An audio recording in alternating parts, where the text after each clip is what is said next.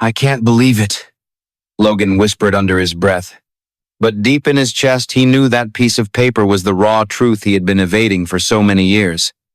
A millionaire sat silently in his own restaurant, hiding behind a false name, yet no longer able to conceal the emptiness gnawing at his soul. It took just one small slip of paper from a weary waitress to expose the reality. His success had been built on the silent sacrifices of utterly drained people. And for the first time, he didn't know how he could bring himself to swallow the food before him. All right, my dear audience, get ready for the story that will leave you in awe. Take a moment to like this video, subscribe to the channel, and drop a comment below to let me know where you're watching from and what time it is there for you. It's always exciting to see viewers joining us from all around the world. Logan Greer wasn't the type of millionaire who liked to show off. He didn't need to. The tallest towers along Miami Bay bore his name. The private parties on gilded yachts where guests had to sign non-disclosure agreements before setting foot on deck were all paid for by him. And every time he entered a meeting room, the air would automatically compress. The weight of his success silenced everyone around him and made him no longer need to listen to anyone. He had once been a kid washing dishes in a restaurant, sleeping in a truck for the first 6 months of his career. But now, at 42, he had everything. A billion-dollar real estate portfolio, stakes in the hotel industry, and a special pride his upscale restaurant chain, Prime. Every glass, every background jazz track, he personally selected. It wasn't just a place to dine. It was where the elite displayed their status. And the success of Prime had earned Logan the title, the man who redefined luxury. Yet there was one thing he had long since lost, the ability to feel the truth. He couldn't remember the last time he spoke with a low-level employee. He couldn't recall the last time he even walked into the kitchen. What he saw every day were profit charts, average spend per table figures, customer feedback. Analysts see everything pristine, everything running like a machine. Until one night, scrolling through his phone before bed, his eyes stopped on an anonymous comment under his latest interview. You know how to build buildings, but you don't know how to build people. Just 8 words.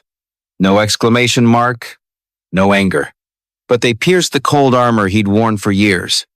Logan couldn't understand why that phrase kept him awake.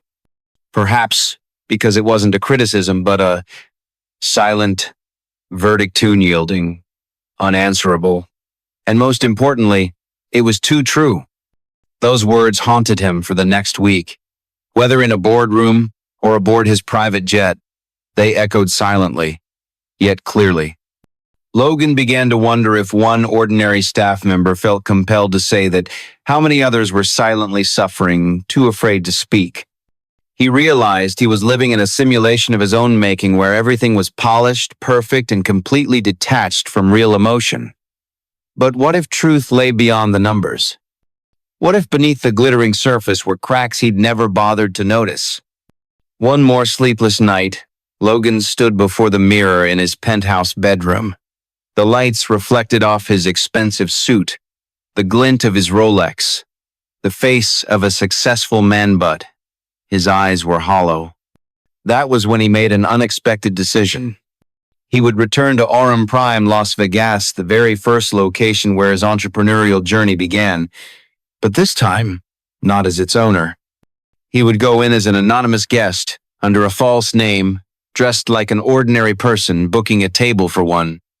No warning, no assistant, no manager informed. He didn't want to audit the service. He wanted to see with his own eyes exactly how the success he'd built was being delivered. And deep down, for the first time in years, he felt something money couldn't buy. Fear. Not fear of being exposed, but fear of what he might see. What was really happening behind the dazzling lights of the restaurant bearing his name? And if the truth were revealed, would he have the courage to face himself? Welcome to 30 Millionaire Stories, where success meets solitude and every story heals a hidden wound. Subscribe and discover the heart behind the fortune. Las Vegas at night always glows like a dream, illuminated by money. The neon strips, the chime of slot machines, and music drifting through the air make the entire city look as though it never sleeps. But among all those lights, Orem Prime stands out in a different way. Not loud, not overtly flashy, but with an aura forged by perfection in every detail-polished ebony wood, engraved black stone walls, heavy velvet drapes, and lighting calibrated so every complexion gleams as if filmed under cinematic lights. This was Logan's first brainchild, the place where every principle of luxury he pursued took tangible form, but tonight he entered not with the gaze of its creator, but that of an outsider. In a slightly wrinkled shirt, khaki pants, and worn leather shoes, he looked like a weary businessman stopping for a meal after a long trip. Not remarkable, not recognized. No one welcomed him by name. No manager rushed over to shake his hand, and that very ordinariness made him feel real. For the first time in years, he was immersed in a world he had built, but from the vantage of an anonymous observer. And sometimes, only when you stop being noticed do you truly begin to see. From the outside, Orem Prime looked exactly as he had imagined. Courteous diners, the clink of crystal, soft jazz wafting from hidden speakers. Every movement seemed smooth, like a meticulously rehearsed performance. But as he passed table after table, he began to notice things his CEO's eye had never paused to see before. The servers' smiles were in place, but beneath their lashes were dark circles of exhaustion.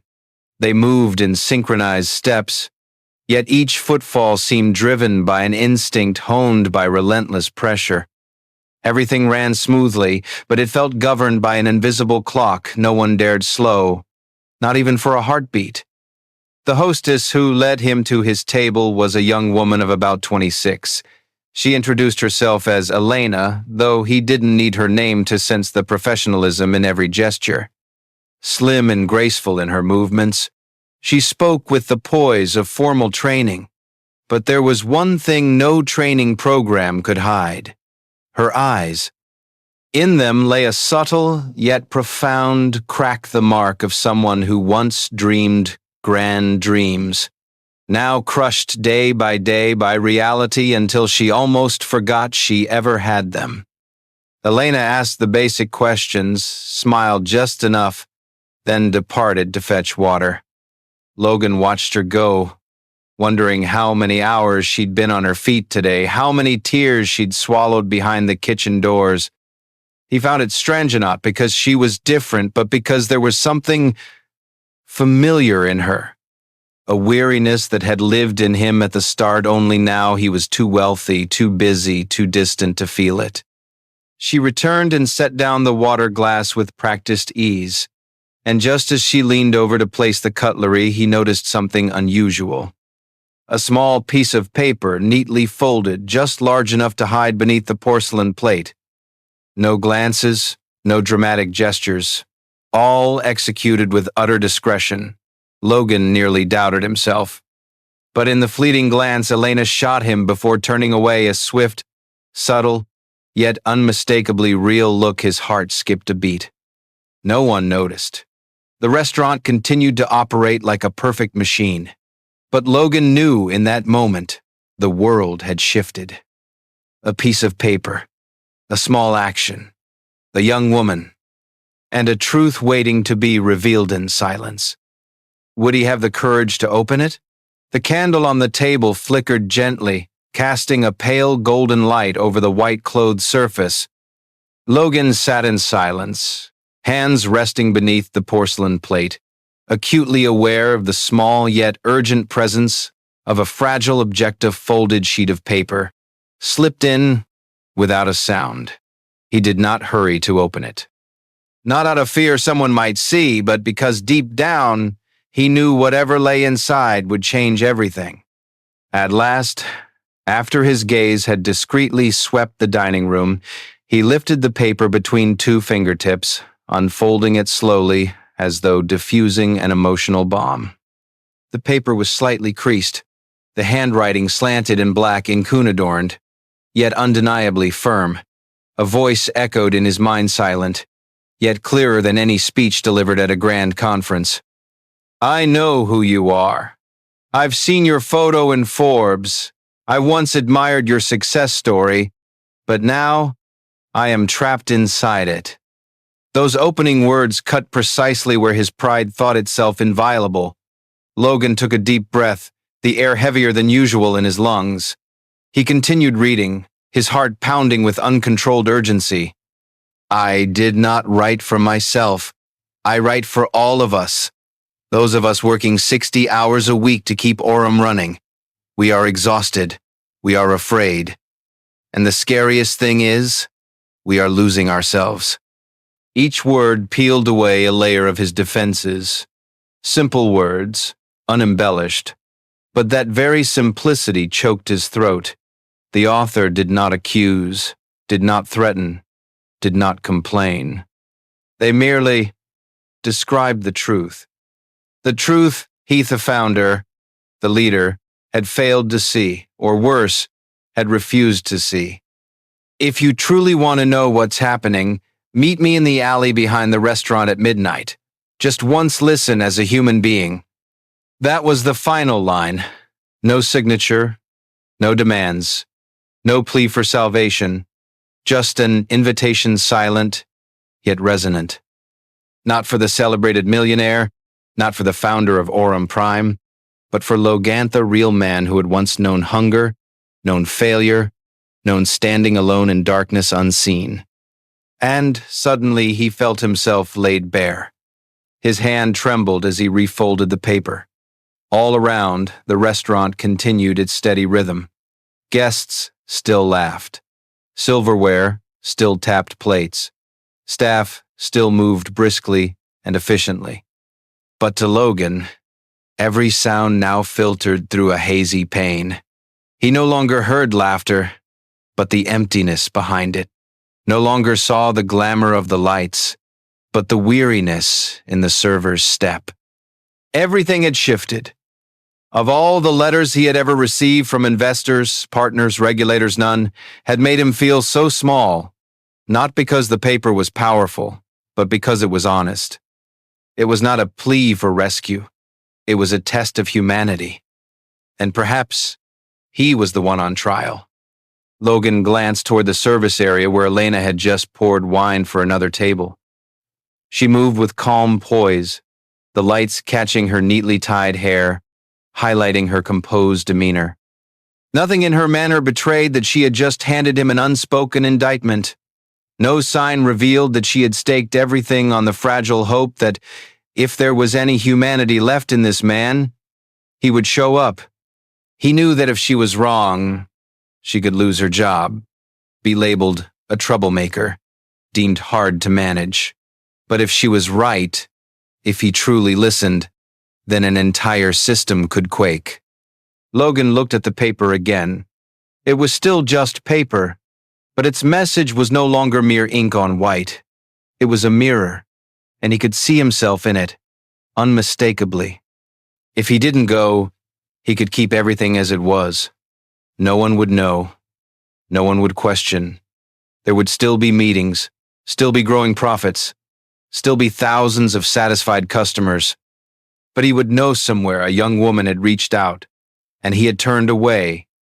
And if that were the case, could he still call himself human? Logan knew he would go.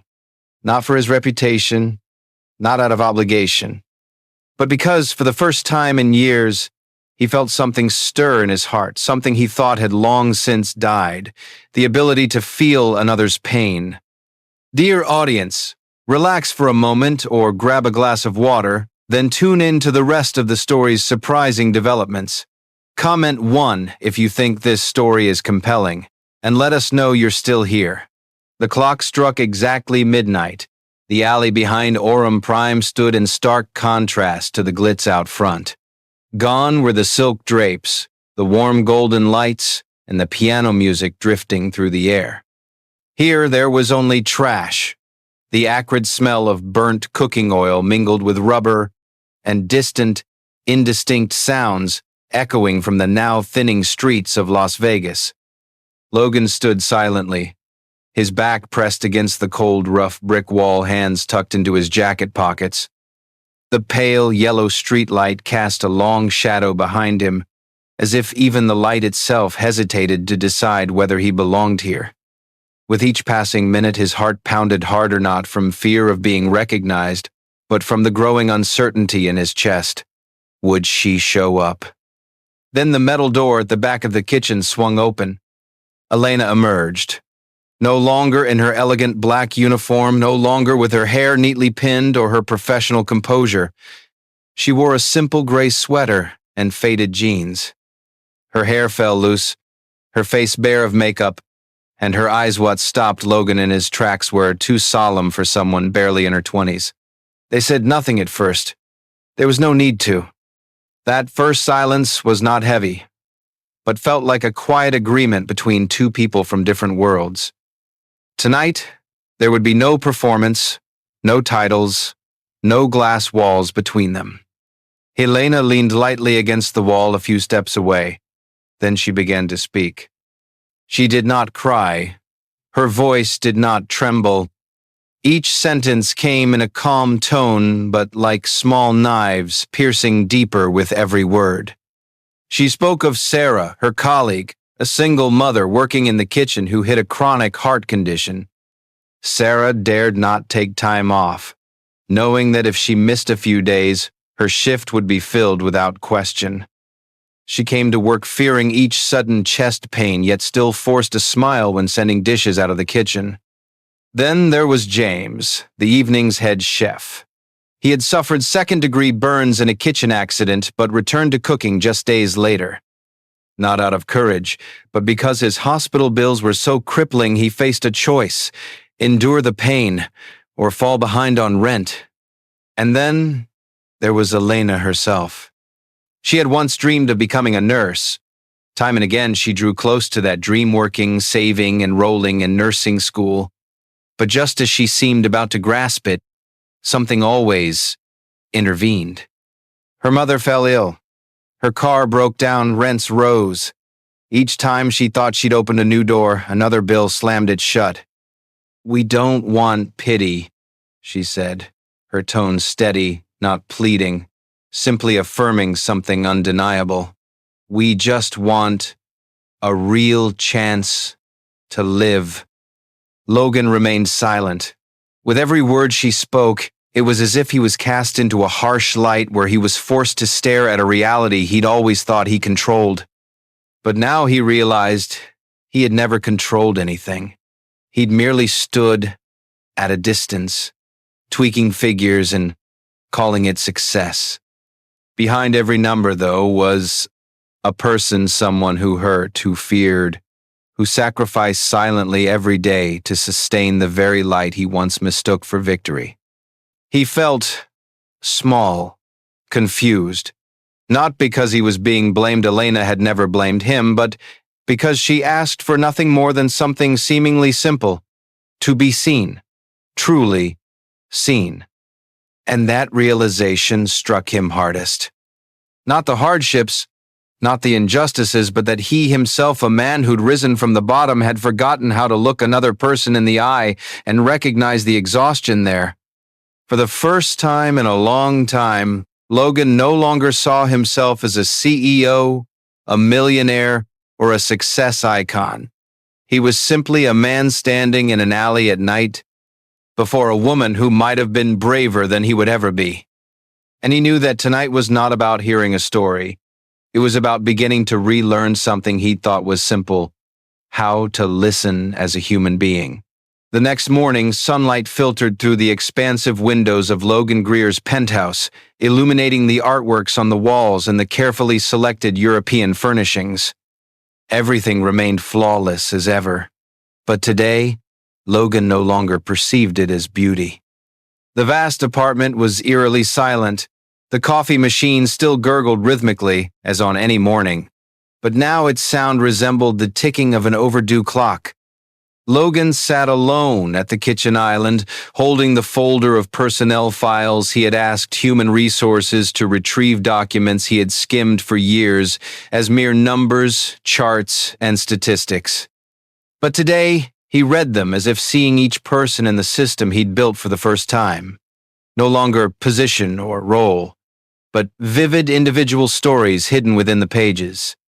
He began to notice what he had once overlooked: a barista's frequent leave requests, a chef's medical records of repeated follow-ups, satisfied reviews tinged with pleas for anonymity. He read slowly, deliberately. Each name now carried a face the faces he'd passed in the lobby, in the kitchen, in the back hallways of the restaurant places he rarely visited. Something twisted in his chest, a long-buried emotion he thought he had shed long ago: guilt. Not because he had intentionally ignored them, but because he had never truly looked. Before entering the executive boardroom, he carefully refolded Elena's letter and slipped it into a file folder like any other report. But in his heart, it was no longer just paper. It was evidence. A testimony. The final plea before the very people sustaining this empire let go of their grip. The 50th floor boardroom was cold and austere. All glass and metalware million-dollar decisions were made with steely gazes and minimalist expressions.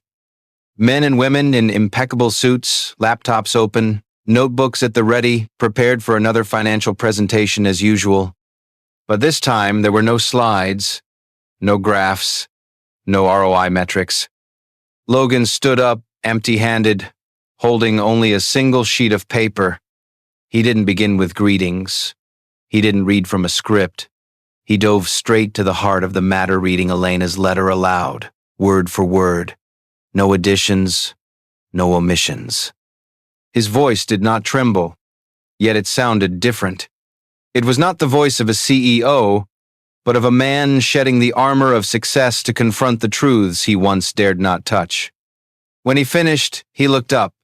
The room was deathly silent. Some avoided his gaze. Some stared, furrowing their brows. A few eyes burned with anger. And others glistened with tears, people who, perhaps in secret, had asked the same questions but never dared speak. Logan placed the paper on the glass table and scanned the room. "I'm not here to ask you for charity," he said, each word measured and deliberate. "I'm here to ask, can we still call ourselves human if our wealth is built on the despair of others?" Silence. The only sound was the soft hum of the air conditioning against the ceiling. He didn't need to shout. He didn't need threats. Because truth, spoken at the right moment and in the right way, can paralyze a room of power. No one objected. No one could. The numbers on the financial reports were no longer shields. They only underscored one fact. Behind the growth lay sacrifice. Behind the profit lay exhaustion. And behind the light lay a dark basement none dared enter. In that moment, Logan was no longer an executive. He was awakened, having lived in a palace but never looked down at the ground. And now he knew. Either he would change everything at its root, or he would watch the empire he built rot from within. 30 days, a span far too brief to overhaul a colossal system. But for Logan Greer, it was the necessary pause to reassess everything, not through a financial lens, but through the eyes of someone who had just undergone an awakening. Aurum Prime in Las Vegas, the epitome of opulence, where service standards never faltered for even a second, began to transform. Yet this change wasn't in the signage, the menu, or the chandeliers. It lay in the unseen but universally felt. For the first time since opening day, the payroll was adjusted not to cut but to nurture. The minimum wage no longer left employees scraping by, counting every tip after each shift. Logan didn't merely add on. He dismantled the very bonus system based on chance that had left so many living in anxiety rather than expectation. The work schedule was restructured too. No more overlapping 12-hour double shifts. sick leave became paid. A seemingly small gesture, yet it meant the world to those who once had to choose between treatment or rent. In the formerly makeshift staff lounge, a new bulletin board appeared. Not with rigid rules, but with internal scholarship opportunities. Anyone from prep cook to janitor could enroll in free vocational courses, from barista training, professional cooking, to restaurant management. This wasn't an HR strategy, it was the birth of a culture. And the person chosen to keep that culture alight was none other than Elena. She no longer carried trays or decanters. She sat in a simple yet bright office as the National People First Advisor for the Orem Prime chain. Her title, unprecedented, Keeper of Humanity in a Machine Once Frosted Over. No one understood the staff better than someone who had once stood among them. No one listened better than someone who had been swallowed by silence for years. And now, every new policy, every training session, every people-focused decision passed through Elena's lens, the lens of someone who had once dreamed, despaired, and still held hope. Logan himself receded from the spotlight. He declined interviews and prestigious awards he had once coveted, for he knew the greatest achievement wasn't in the numbers, but in the new life beating in every breath within these walls. Each morning, as sunlight flooded the kitchen, employees arrived not with weary heads bowed, but chatting softly, laughing, and helping one another without prompt. The atmosphere no longer stretched taut. The restaurant remained busy, the queue intact, quality unwavering, but beneath that polished surface beat a genuine heart. A machine once frozen had found warmth. An empire once built of steel was now held together by trust. And it all began with a single sheet of paper, fragile, yet potent enough to reach what dozens of meetings could not: conscience. One early morning, Elena brushed past Logan in the quiet restaurant. She said nothing more than placing a gentle hand on his shoulder, then nodded. No thanks needed, no titles exchanged. For she knew when a man finds the courage to look down, then kneel, then stay, that in itself is a grand act. And perhaps that is the true definition of success. Not how many stand beneath the lights for you, but how many continue to stand when the lights go out.